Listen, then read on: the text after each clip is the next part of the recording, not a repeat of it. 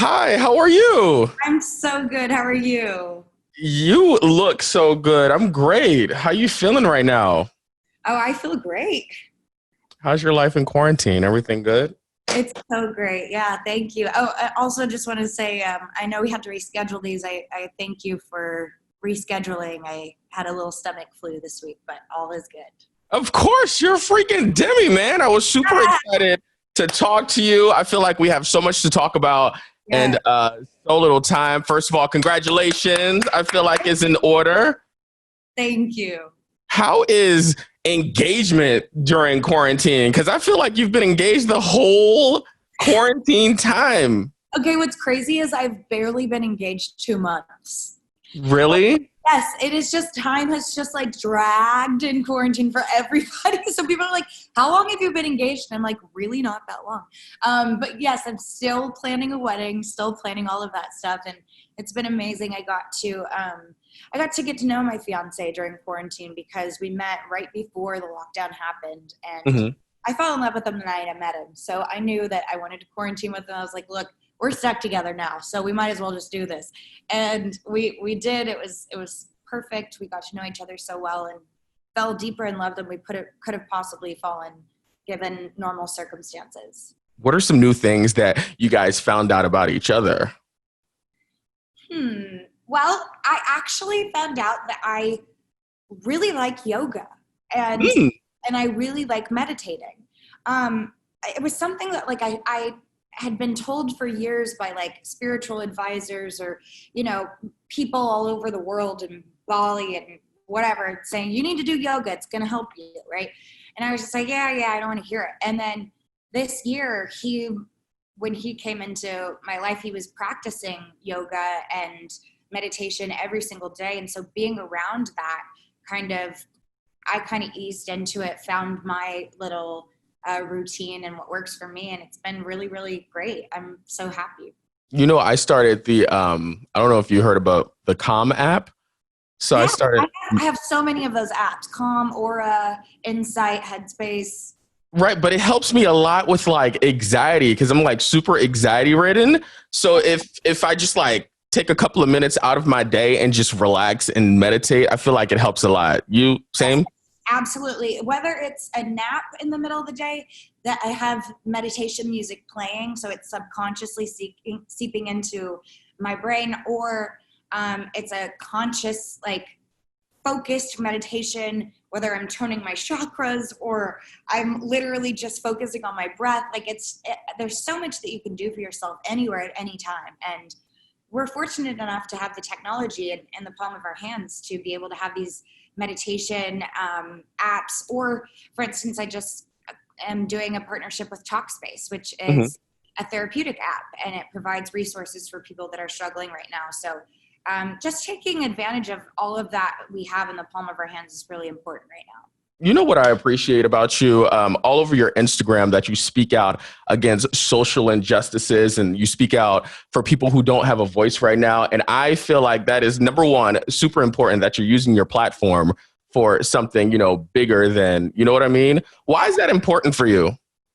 Well, I think oftentimes in this journey of life, we can kind of get forced into believing a certain narrative about our stories or our lives, that our past defines us and that it shaped us into who we are. And yes, that's true. But at the same time, I kind of changed the narrative with my life. I was focusing so much in the past 2 years of telling my story that I realized this year, hey, there's a bigger world out there and there's a bigger picture, and it's not just all about you. And get off of like your story about your stuff. Yes, it helps people, but it's time to I put my album on hold, so that I could release songs that are telling a bigger picture, because there is a way important, a much more important message to be said right now. I think that's really interesting that you were able to not necessarily put yourself in the back seat to tell a bigger story, but I think that says a lot about who you are. You know what I mean?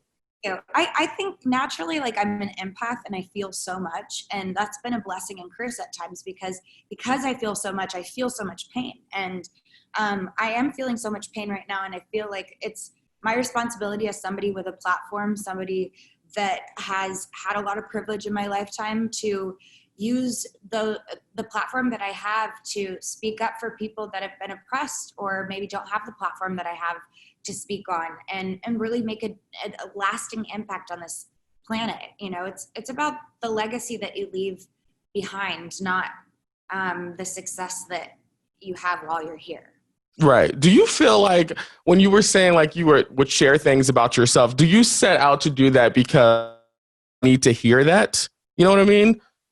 Initially, like, honestly, I have to say it was a little more selfish than that. Like, I originally started disclosing information and private stuff about myself because I didn't want to live in fear anymore. I think living under the spotlight or a magnifying glass, being on Disney Channel as a role model, was really challenging for me as a teenager, experimenting with things like drugs and alcohol and whatever. And so I kind of like, when I went into treatment the first time, I was like, I don't want any secrets. I just want it all on the table. Like, I don't want to live in fear, right? And that was able to hold me accountable to things. And, you know, it was also able to help provide people with inspiration for their personal struggles. And yeah, now it's more about taking, like, helping others so I can get out of my own head sometimes, but it's having a positive effect on other people. And that's what's important.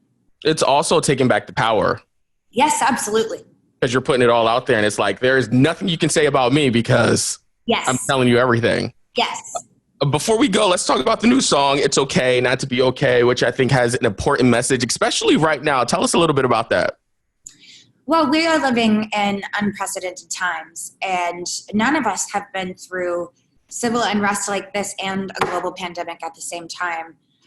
There's chaos, there's uncertainty, and a lot of people are dealing with heightened anxiety or depression or those things for the first time in their lives, and they don't know how to get through it. So I'm very fortunate. I've had the opportunity to work with Marshmello before, and the project didn't like align, but it's all about timing. And I believe it's God's timing. You call it the universe, whatever you want, but I believe that this project came together last year, and then when I put my stuff on hold, it came to fruition this summer.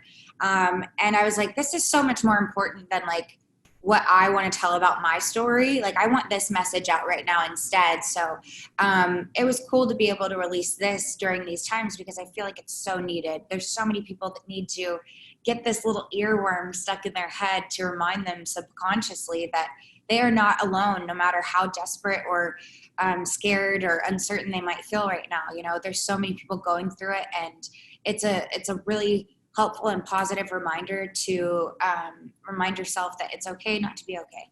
Absolutely. Demi, thank you so much for jumping on Zoom and chatting with us. We appreciate that. Thank you so much. You take it easy. You too.